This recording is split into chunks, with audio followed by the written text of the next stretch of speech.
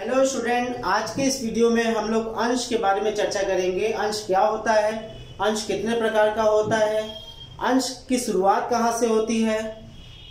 तो इन सब के बारे में चर्चा करने से पहले हमें कंपनी के बारे में जानना बहुत ही आवश्यक है। जब तक, क्योंकि कंपनी जो है अंश का सीधा संबंध, डायरेक्ट रिलेशन कंपनी से होता है, क्योंकि कंपनी में ही अंश होते हैं। तो कंपनी में अंश होते हैं, तो अगर हम कंपनी को ना जाने और डायरेक्ट उसके अंश को जाने तो ये सही नहीं होगा। इसलिए थोड़ा सा हम कंपनी पर चर्चा करेंगे, उसके बाद कंपनी से जोड़ते हुए आपको अंश को उससे रिलेट कराकर आपको एकदम आसान भाषा में मैं उसका मतलब आपको अंश को बताऊंगा, और जिसे जानने के बाद आप कभी भी उसे भूलेंगे नहीं। तो चलिए शुरू करते हैं। सबसे पहले देखिए, कंपनी क्या है, एक सवाल है, कंपनी क्या है।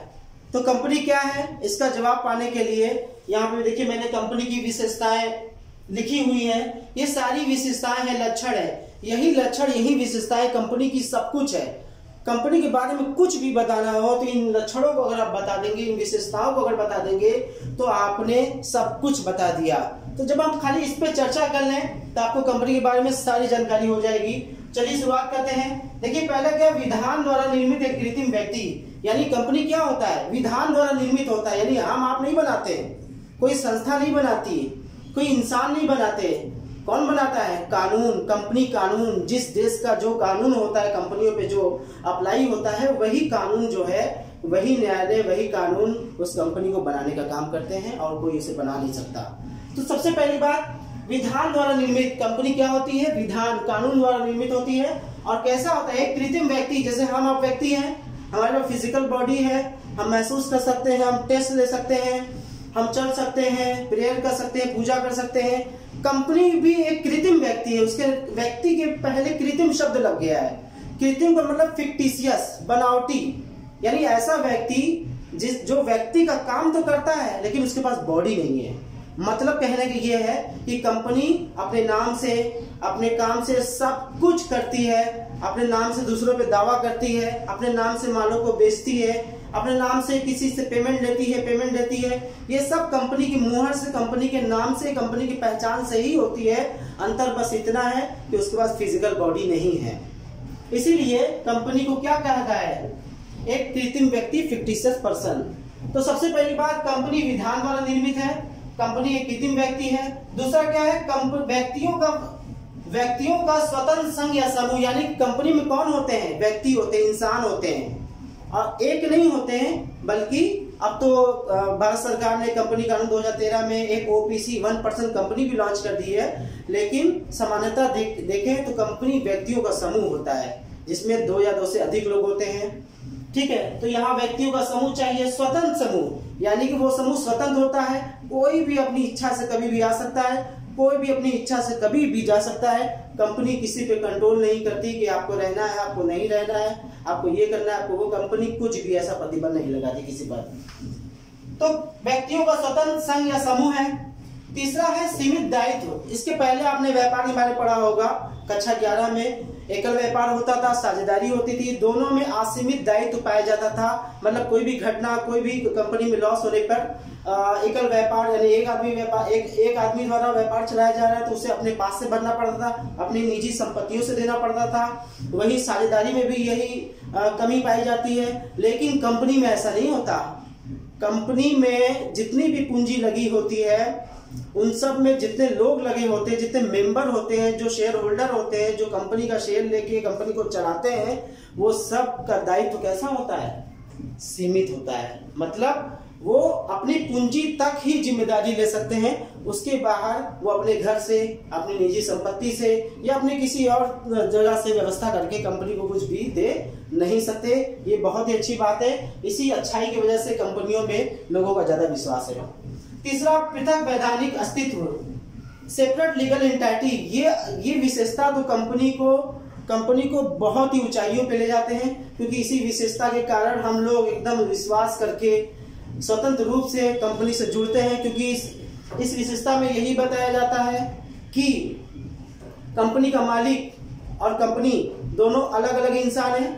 कंपनी का मालिक कंपनी में पैसा लगाता है, कंपनी उसके लगाए गए पैसों पर ब्याज देती है, रिश्ता खत्म, कोई संबंध नहीं। फिर यदि कंपनी का मालिक अगर 1 रुपया भी कंपनी से निकालता है, आहरण करता है, इस तरीके से जब कंपनी का मालिक कंपनी में पैसा लगाता है, कंपनी उसे ब्याज देती है, और जब कंपनी से उसका मालिक 1 रुपया भी आहरण करता है, पैसा निकालता है, तो कंपनी उस पर ब्याज लेती है। तो कोई संबंध नहीं होता। इसी विशेषता के कारण कंपनियों में कोई भी भ्रष्टाचार, कोई भी चोरी, या कंपनी का मालिक या कंपनी के जो नजदीकी लोग हैं वो लोग कुछ भी नहीं कर पाते हैं, क्योंकि ये विशेषता ही उन्हें रोकती है ऐसा कुछ भी करने से। यानी मालिक अपने मन से कुछ भी कंपनी में नहीं कर सकता। मालिक है। कंपनी की नजर में मालिक भी एक तरीके का क्या है, एक लेनदारी है। कंपनी की नजर में वो मालिक नहीं, मेरी नजर में वो मालिक हो सकता है किसी कंपनी का, चाहे बड़ी से बड़ी कंपनी हो, टाटा, बिरला, अडानी, अंबानी हो या कोई भी हो, उनका मालिक कंपनी की नजर में मालिक नहीं है, मेरी नजर में मालिक है, क्योंकि कंपनी तो उनको वैसे ही देखती है जैसे सबको देखती है। ठीक है, अब हम लोग बात करते हैं सार मुद्रा की। कंपनी में क्या होती है? सार मुद्रा। कंपनी की अपनी सील होती है, अपनी मुहर होती है, अपनी पहचान होती है। इसी पहचान से कंपनी अपने नाम से व्यापार करती है, अपने नाम से चीजों को बेचती है, अपने नाम से दूसरों पर दावा भी, न्यायालय में अगर कोर्ट कचहरी भी करना पड़े तो भी कंपनी अपने इसी मुहर से, इसी सार मुद्रा से उस पर क्लेम भी करती है। अगला है विधान द्वारा मृत्यु, यानी कि जैसा जन्म विधान द्वारा होता है कंपनी का, मृत्यु भी कानून द्वारा ही होता है। यानी जब तक कानून उसे खत्म नहीं कर देती फाइनली, तब तक कोई इंसान के खत्म करने से, मेरे आपके कहने से कि कंपनी आज से बंद तो बंद नहीं होती है, जब तक कानून वैधानिक रूप से पब्लिकली उसे बता न दे। अंश के लिए जनता को आमंत्रण, मतलब इस देखिए यही टॉपिक से हमें जो शेयर आपको बताना है, शेयर का मतलब क्या होता है, यही वो टॉपिक है, यही वो विशेषता है। अंश यानी कंपनियों में अंश होता है, यानी जितनी भी कंपनियां होती हैं, चाहे वो छोटी से छोटी कंपनी हो, चाहे बड़ी से बड़ी दुनिया की सबसे बड़ी कंपनी हो, कोई भी कंपनी हो, हर कंपनी में शेयर होता है, अंश होता है। वो अंश जो है, अंश बेचा जाता है, कंपनियां बेचती हैं, देती हैं किसको? जनता को। और जनता से क्या लेती है? पैसा लेती है कंपनी, उस पैसे से कंपनी चलाया जाता है। तो कहने का मेरा मतलब यह है, कंपनियां जो चलती है वो अपना पैसा नहीं लगाती अमूमन, कंपनियां चलाने के लिए, बनाने के लिए जनता से ही पैसा लेके जनता के ही अपने काम करती है और अपने उद्देश्यों की पूर्ति करती है, और जो भी उन्हें प्रॉफिट लॉस होता है वो उसमें जनता के हिस्सा, जनता जितना भी लगाए रहती है उन लोगों को उन हिसाब से उनको शेयर में हिस्सा, लाभांश दिया जाता है। अब इसके बाद अब फाइनली हम लोग कहें कंपनी क्या है, तो हम लोग ऐसे कर सकते हैं, कंपनी विधान द्वारा निर्मित एक ऐसा कृत्रिम व्यक्ति है जिसका पृथक वैधानिक अस्तित्व होता है, जिसकी अपनी एक सार्वमुद्रा होती है, जिसका दायित्व सीमित होता है, जो व्यक्तियों या व्यक्तियों का समूह होता है, जो स्वतंत्र समूह होता है, जिसकी अपनी सार्वमुद्रा होती है, या जिसकी पूंजी अंशों में विभक्त होती है, ऐसी कंपनी को, ऐसी संस्था को, ऐसे संघ को कंपनी का नाम दिया जाता है। यानी कंपनी की विशेषताएं ही इसके लिए सब कुछ है। आप कंपनी की विशेषता जान जाइए, आप कंपनी के बारे में सब कुछ बता सकते हैं। अब हम लोग चलते हैं दूसरे पॉइंट पर। अभी मुझे शेयर बताना है आपको। शेयर से पहले मैंने आपको कंपनी बताई, कंपनी में शेयर होता है ये बताया, कंपनी होती क्या है ये बताई। अब शेयर को जानने के लिए दूसरा जो प्रोसेस है वो कंपनी बनती कैसे, इसे जानेंगे। इसे जानने के बाद मैं आपको शेयर के बारे में फाइनली आपको अपने आप पता चल जाएगा, मुझे बताने की भी जरूरत नहीं पड़ेगी, अपने आप इमेजिन कर लोगे कि शेयर ये होता है। तो देखिए, अब सवाल होता है कंपनी का निर्माण, यानी कंपनी बनती कैसे है, एक कंपनी बनने में क्या क्या स्टेप होते हैं। तो यहाँ पे मैंने स्टेप लिखे हुए हैं, 4 स्टेप। कोई भी कंपनी बनने के लिए 4 स्टेप होते हैं, 4 स्टेप। पहला है प्रमोशन, दूसरा है इनकॉर्पोरेशन, तीसरा है कैपिटल सब्सक्रिप्शन, और चौथा है कमेंसमेंट ऑफ बिजनेस। तो यानी कि कंपनी की शुरुआत कैसे होती है, तो कंपनी की शुरुआत होती है प्रमोशन से, प्रवर्तन क्या है, जब किसी कंपनी को बनाने के लिए हमारे दिमाग में आइडिया आ जाए, विचार आ जाए, हम उस पर शोध करें, उस पर विचार करें, उस पर तर्क करें, वितर्क करें, सोचे समझे जाने, तब जाकर के हम फाइनली डिसाइड करें कि एक कंपनी बनानी है, तो उस प्रक्रिया को कहते हैं प्रमोशन। यानी कि प्रमोशन में फाइनली हम कंपनी के अस्तित्व को अपने दिमाग में लाते हैं। ठीक है, दूसरा है इनकॉर्पोरेशन। ये जो दूसरा स्टेज है इनकॉर्पोरेशन का, इसमें समामेलन इसे कहते हैं हिंदी में। समामेलन में हम लोग क्या करते हैं, कंपनी का आइडिया हमारे दिमाग में आ जाने के बाद कंपनी को विधिवत उसको स्टैब्लिश करने के लिए हम लोग जो भी वैधानिक औपचारिकताएं करते हैं उसमें इसमें शामिल, जिसमें रजिस्ट्रेशन भी शामिल होता है। यानी इस प्रोसेस में हम लोग रजिस्ट्रेशन का काम करते हैं। रजिस्ट्रेशन कैसे होगा, रजिस्ट्रेशन कराने के लिए कंपनी कानून 2013 में जितने रूल्स है कि आपको ये करके लाना पड़ेगा तभी मैं रजिस्ट्रेशन करूंगा, तो वो सभी रूल फॉलो को, गाइडलाइन को फॉलो किया जाता है। जैसे पार्षद सीमा नियम बनाना, हर कंपनी के लिए पार्षद सीमा नियम बनाना अनिवार्य है। पार्षद सीमा नियम कक्षा 11 में है आपके। पार्षद सीमा नियम क्या होता है, कंपनी बनने से पहले एक बुक बनाई जाती है, वैधानिक बुक होती है। उसमें कंपनी जितने लोगों, बाहरी लोगों से अनुबंध करती है, समझौता करती है, या जो भी कंपनी फॉर्मेशन के लिए, कंपनी बनाने के लिए जो भी कार्यवाही करती है, उन सारी कार्यवाहियों को उसमें पार्षद सीमा नियम में लिखा जाता है।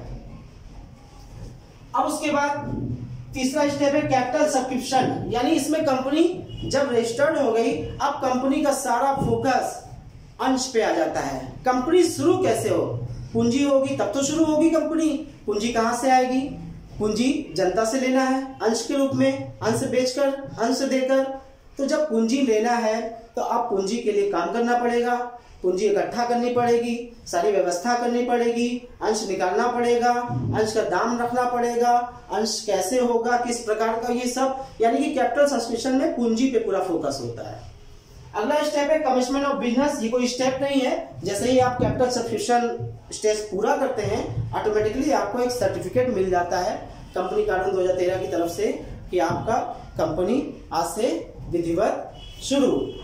अब तक बच्चों आपने जाना कंपनी क्या है, और आपने ये भी जाना कि कंपनी में शेयर होता है, अंश होता है, यानी कंपनी जो भी पूंजी इकट्ठा करती है वो जनता से इकट्ठा करती है शेयर के रूप में। तो आपने ये भी जाना कंपनी कैसे बनती है, 4 स्टेप मैंने अभी बताया। अब मैं आपको बताने वाला हूँ शेयर के बारे में, शेयर होता क्या है। तो शेयर को पता करने के लिए आप ये जानिए, देखिए जो दूसरा स्टेप है इनकॉर्पोरेशन का, इसमें मैंने बताया कि रजिस्ट्रेशन होता है।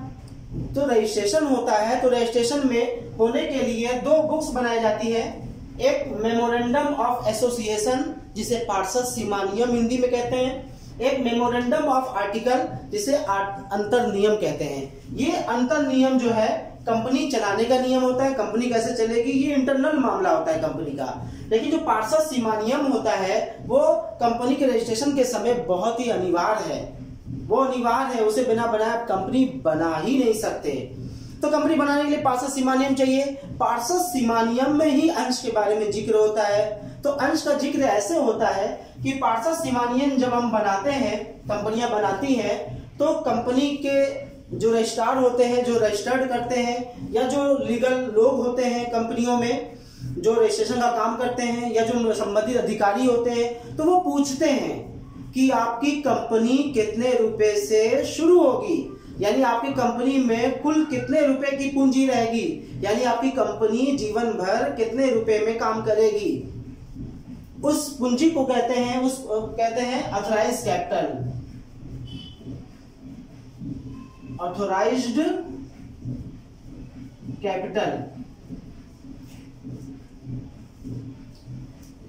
जिस पूंजी से कंपनी का रजिस्ट्रेशन होता है, जिस पूंजी से कंपनी रजिस्टर्ड होती है, उस पूंजी को कहते हैं अधिकृत पूंजी, ऑथराइज्ड कैपिटल। अब ये कैपिटल की चर्चा मैं क्यों कर रहा हूं, क्योंकि इसी कैपिटल से अब अंश बनेगा।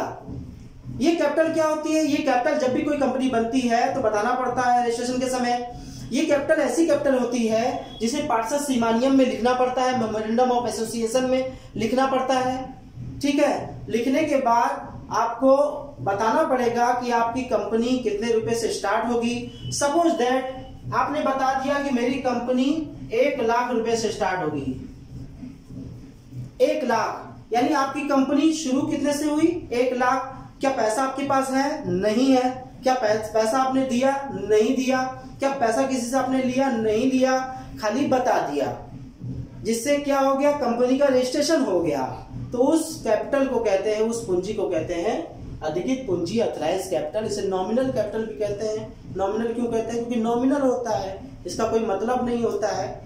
मतलब बस बताना होता है, मतलब तो बहुत होता है लेकिन बताना होता है। खैर, तो 1 लाख रुपए से कंपनी की स्टार्टिंग हो गई। अब ये 1 लाख कंपनी को इकट्ठा करना है। देखिए शेयर कहां से कहां आ गया, कंपनी बताया, कंपनी की निर्माण की प्रक्रियाएं बताई, निर्माण की प्रक्रिया में ही रजिस्ट्रेशन का काम बताया, रजिस्ट्रेशन के काम में ही पूंजी की बात की, रजिस्टर्ड कैपिटल, जिस पूंजी से कंपनी का रजिस्ट्रेशन होता है, वही कैपिटल अब क्या बनेगा, अंश। ये है अंश का सिस्टम। तो अब देखिए कैसे, अभी अधूरा है, अभी हम पूरा जानेंगे। तो देखिए कंपनी ने बता दिया कि मेरी कैपिटल जो है कितनी होगी, 1 लाख, यानी कि हम लाइफ टाइम, कोई कंपनी है 1 लाख में काम करेगी, यानी जीवन भर उसके कंपनी में 1 लाख रुपया हमेशा रहेगा। जैसे जैसे वो लाभ कमाती जाएगी वैसे वैसे पूंजी और भी उसकी क्षमता और भी वो मजबूत होती जाएगी, वो बात अलग है। लेकिन 1 लाख रुपए पूंजी के नाम पे कितने होगी, 1 लाख। अब देखिए कंपनी यहाँ क्या करेगी, 1 लाख तो कंपनी ने बता दिया, अब 1 लाख जुटाना है, किससे, जनता से। कैसे जुटाएगी, कंपनी इसी 1 लाख को टुकड़ों में बांट देगी, छोटे छोटे टुकड़ों में, यानी 1 लाख जो इकट्ठा पूंजी है उसे छोटी छोटी राशियों में, छोटे छोटे भागों में विभाजित कर देगी। कैसे करेगी, तो इसको करने के लिए पहले कंपनी को यह तय करना पड़ेगा कि आपकी कंपनी में जो शेयर है, अंश है, वो कितने का होगा। तो एक शेयर का दाम कुछ कंपनियों में 10 रुपए होते हैं, कुछ कंपनियों में 100 रुपए, यानी एक शेयर अगर आप लेते हैं तो ये आपको 10 रुपए पेड करने पड़ेंगे, क्या तो आपको 100 रुपए पेड करने पड़ेंगे। तो देखिए अगर सपोज दैट कंपनी ने अपनी कंपनी का शेयर का मूल्य 100 रुपए रखा है, तो 100 रुपया अगर कंपनी रखेगी अपने शेयर का मूल्य, तो अब क्या होगा, कंपनी इसी 1 लाख में 100 का डिवाइड कर देगी। तो 100 का डिवाइड करने से ये 1 लाख बन जाएगा 1000 अंश। ये देखिए, यानी ये 1 लाख जो पूंजी थी ही नहीं, बस बताया था, वो पूंजी अब डिवाइड हो गई 1000 टुकड़ों में, और एक टुकड़े की कीमत कितनी है, 100 रुपए। 1000 टुकड़े और एक टुकड़े की कीमत 100 रुपए। तो कुल अगर ये 1000 रुपए जनता में कंपनी, अब क्या होगा, अब 1000 टुकड़ों में तो आपने बांट दिया, अब इसे कार्यवाही करेंगे, यानी कि आप जैसा भी जो भी आपका रूल्स है उसके तहत आप जनता में इसे बेचेंगे। आगे रूल्स में बताऊंगा कैसे बेचा जाता है। तो बेचने के बाद जनता उसे अप्लाइड करती है, लेती है, लेने के बाद पैसा जो भी बनता है 100 रुपए, वो जनता जो है बैंक खाते के माध्यम से कंपनी को अदा कर देती है, और इस तरीके से कंपनी के पास कितने रुपए आ जाएंगे, 1000 अंश में, 1000 अंश में अगर हम 100 का गुणा करें तो अब 1 लाख रुपए वापस आ जाएंगे। अब 1 लाख रुपए फिर से आ जाएंगे। अब आएंगे असली में, पहले क्या था, नकली में बताया गया था, क्योंकि वही पूंजी से आपकी पूरी जीवन चलनी है, वो खाली नॉमिनल होता है। लेकिन अब जनता से हमने 1000 टुकड़ों में बांट दिया, अब टुकड़ों में बांट करके 100 के हिसाब से सबसे ले भी लिया। लेने के बाद क्या पता चला कि हमारे कंपनी में कितने रुपए आ गए, 1 लाख। अब देखिए ये 1 लाख क्या है, इसे कहते हैं अंश पूंजी। ये जो पूंजी थी 1 लाख, वो क्या थी, अथराइज कैपिटल।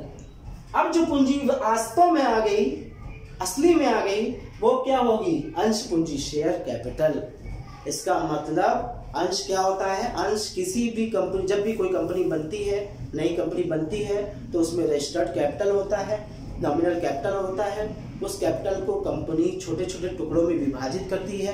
कैसे विभाजित करती है, अंशों का मूल्य जो भी होता है उस कैपिटल में अंशों का मूल्य का भाग दिया जाता है। भाग देने से जो भी टुकड़े बनते हैं, वही टुकड़े को हम लोग इंडिविजुअली अलग अलग अंश का नाम देते हैं। अब आपके मन में सवाल आता होगा, अंश होता कैसा है। अंश कुछ नहीं, कागज का टुकड़ा होता है, एक कागज का टुकड़ा। अगर आप 1 करोड़ का अंश लेंगे, मैं आपको एक कागज का टुकड़ा दूंगा, तो आप कहेंगे कागज का टुकड़ा, हाँ वो कागज का टुकड़ा ही है, लेकिन उसकी कीमत बहुत है। तो अंश एक फिजिकली, अगर फिजिकली देखें तो एक कागज का टुकड़ा होता है, जिसे आप लेंगे, मैं आपको कागज का टुकड़ा मोहर मार करके दे दूंगा कि आपने आपका नाम मेरे कंपनी के रजिस्टर में चढ़ जाएगा, आप मालिक हो जाओगे। तो बच्चों आपने देखा अंश क्या होता है, अंश की पूरी कहानी मैंने आपको बताई। आई होप आपको समझ में आया होगा। अब बच्चों हम लोग अब जब हम चर्चा करेंगे अंश के बारे में, मैंने आपको बताया, अब मैं आपको बताऊंगा कि अंश के प्रकार कितने होते हैं। क्या अंश के भी कोई प्रकार होते हैं? हाँ, अंश दो प्रकार के होते हैं।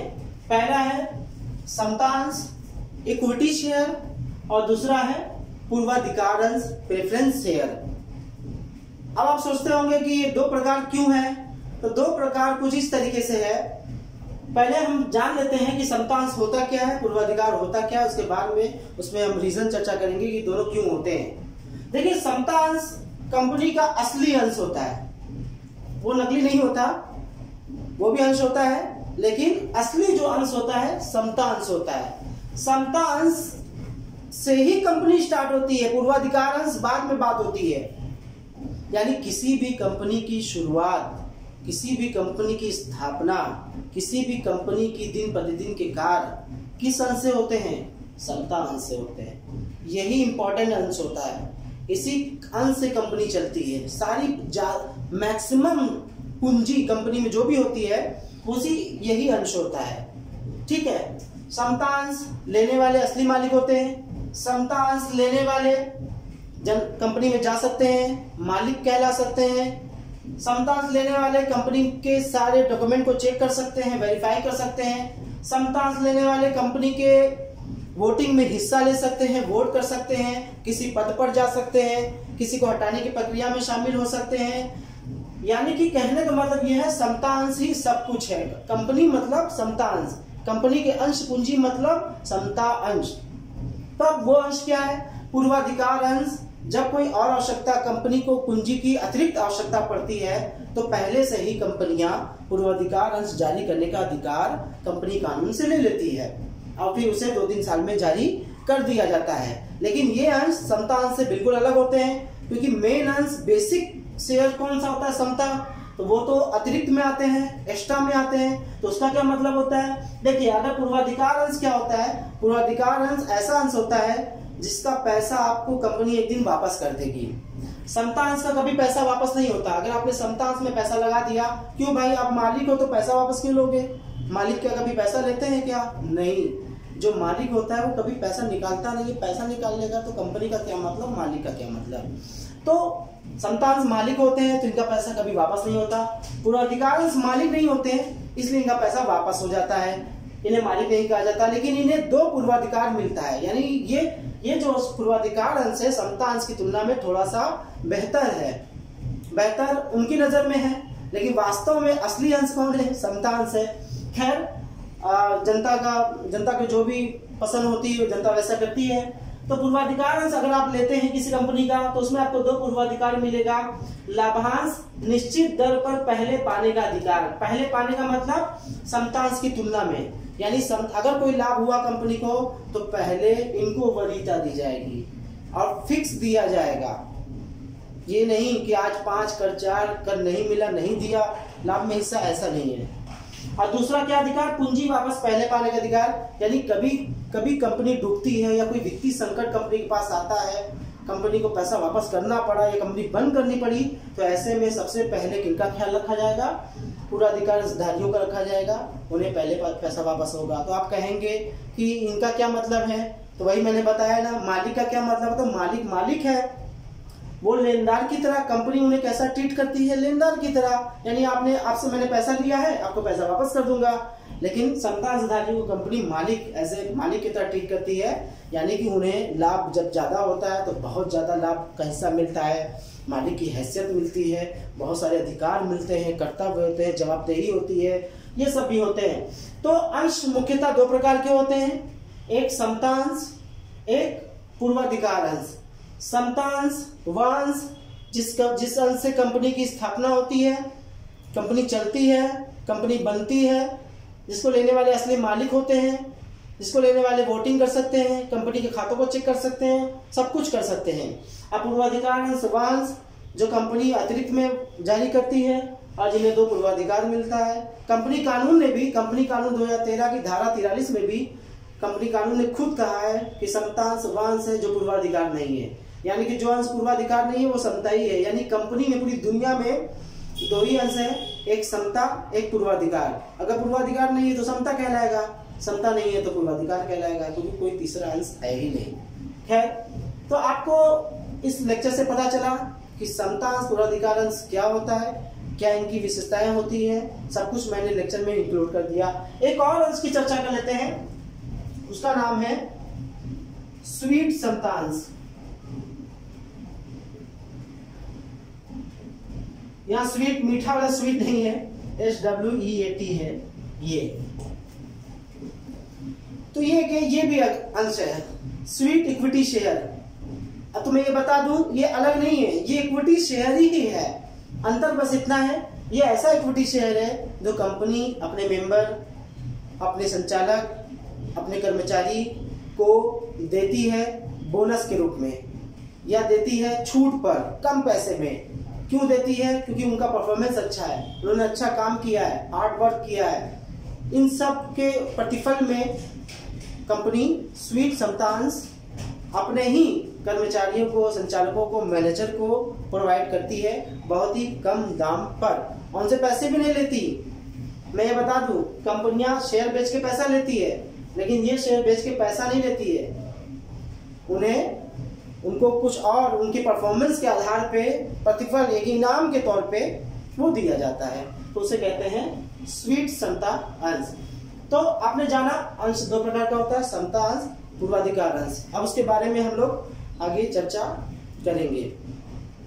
अब बच्चों हम लोग बात करेंगे अंश के लेखांकन की। अंश का लेखांकन कैसे होता है? तो अंश को लेखांकन को समझने के लिए पहले अंश कैसे इशूड होता है, कैसे जारी होता है, उसकी प्रक्रिया जान लेते हैं। तो यहाँ मैंने लिखा हुआ है अंश निर्गमन की कार्यवाही। कौन कौन सी कार्यवाही स्टेप फॉलो किए जाते हैं? तो सबसे पहला प्रोस्पेक्टस। प्रोस्पेक्टस क्या है? प्रविवरण। प्रविवरण क्या है? इन्विटेशन, यानी कि पहले कंपनी जो है अपने शेयर के बारे में जनता को बताएगी और इनवाइट करेगी कि आप मेरा शेयर ले। उसमें सारे रूल्स रेगुलेशन लिखे होते हैं, कंपनी का शेयर क्या है, कितने का है, सब कुछ लिखा होता है। दूसरा स्टेप क्या है? एप्लीकेशन। कंपनी के बाद एप्लीकेशन, कंपनी एप्लीकेशन फॉर्म निकालेगी। सारी जनता जो भी इंटरेस्टेड है शेयर लेने में, वो एप्लीकेशन फॉर्म भरेंगे और फॉर्म भरते समय कुछ पैसा भी अदा कर देंगे। तीसरा स्टेप है अलॉटमेंट। अलॉटमेंट में क्या है? आवंटन, यानी कि जब कंपनी को पता चल जाएगा कि इन आदमियों ने, इन इंसानों ने, व्यक्तियों ने मेरे शेयर को लिया हुआ है, तब कंपनी क्या करेगी? उनको फाइनली शेयर का सर्टिफिकेट जो है हैंडओवर करेगी, यानी अंशों का आवंटन करेगी। उसके बाद कॉल्स, यानी कि अगर कुछ पैसा बच जाएगा, कुछ पैसा लेना बाकी होगा कंपनी से अंश देने के बाद भी, तो उसे कॉल्स के माध्यम से पैसा टाइम टू टाइम कंपनियां जनता से मांगती रहेगी। बच्चों अब हम लोग चर्चा करेंगे अंशों के लेखांकन से संबंधित कौन कौन से जनरल में लेखे होते हैं। तो लेखे करने से पहले मैंने आपको बताया था कि प्रोसेस होता है। देखिए होता क्या है कि एक कंपनी का अगर अंशों का मूल्य 100 रुपए है तो कंपनी इकट्ठा 100 रुपए नहीं मांगती है। कंपनी के कई प्रोसेस होते हैं। पहला प्रोसेस होता है एप्लीकेशन। एप्लीकेशन पे कुछ पैसा मांग लिया जाता है, वो मैक्सिमम पूरे पैसे भी, पूरे 100 रुपए भी हो सकते हैं, वो कंपनी के ऊपर है। एप्लीकेशन के बाद कुछ पैसा शेयर बांटते समय मांगा जाता है। कुछ जो बच जाता है बैलेंस अमाउंट, उसे कॉल्स के माध्यम से, first call, second call, final call के माध्यम से मांग लिया जाता है। तो अमूमन application, allotment, first call, second and last call यही देखे जाते हैं। इन्हीं की अब जब जनरल एंट्री की बात करें तो इन्हीं की एंट्री होती है, यानी कंपनी जैसे जैसे पैसा मांगती है वैसे वैसे जनरल में एंट्रीज बनाई जाती है। अगर कोई पैसा नहीं देता है तो आगे वो प्रक्रिया चली जाती है। लेकिन बेसिकली 8 एंट्रीज होती है। यहाँ पे मैंने देखिए सारे एंट्रीज मैंने लिख दिए हैं। यहाँ पे देखिए पहली एंट्री, दूसरी, तीसरी, चौथी, पांचवी, छठी, सातवीं और 8वीं एंट्री। देखिए 4 प्रोसेस है, 4 प्रक्रियाएं हैं, 4 की 8 एंट्री, यानी कि हर एक प्रोसेस की 2 एंट्री होगी। जैसे एप्लीकेशन, जब कंपनी एप्लीकेशन मांगेगी तो सबसे पहले कंपनी पैसा प्राप्त करेगी, तो एक लेखा होगा bank on debit to share application, यानी बैंक में पैसा आ जाएगा और शेयर एप्लीकेशन अकाउंट जो उसकी पूंजी है उसे क्रेडिट कर दिया जाएगा। अब उसके बाद शेयर दूसरी जो एंट्री होगी वो एंट्री हमें ऑटोमेटिकली बनानी है, वो मांगने की है, या ये कह लीजिए एप्लीकेशन के पैसे को शेयर कैपिटल में, अंश पूंजी में ट्रांसफर करना पड़ता है। उसके लिए एंट्री बनाई जाती है ताकि कैपिटल मेंटेन हो सके, उसे बैलेंस शीट में हम शो कर सके।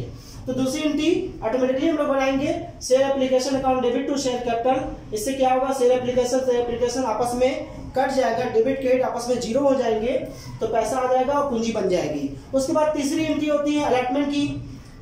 अलॉटमेंट पहले ड्यू होता है, देखिए होता क्या, एप्लीकेशन पहले रिसीव होता है, बाद में ड्यू होता है, लेकिन बाकी के सारी किस्तें, बाकी के सारे पैसे पहले ड्यू होंगे, पहले मांगे जाएंगे कंपनी द्वारा, फिर रिसीव होंगे। यहाँ देखिए अलॉटमेंट का पहले हमने ड्यू किया है, यानी पहले एंट्री ये होगी share allotment account debit to share capital, ये ट्रांसफर वाली एंट्री है, ड्यू वाली एंट्री है, मांगने वाली, और फिर उसी का पैसा जब हमें मिल जाएगा जनता से तो एंट्री कर देंगे bank account debit to share allotment.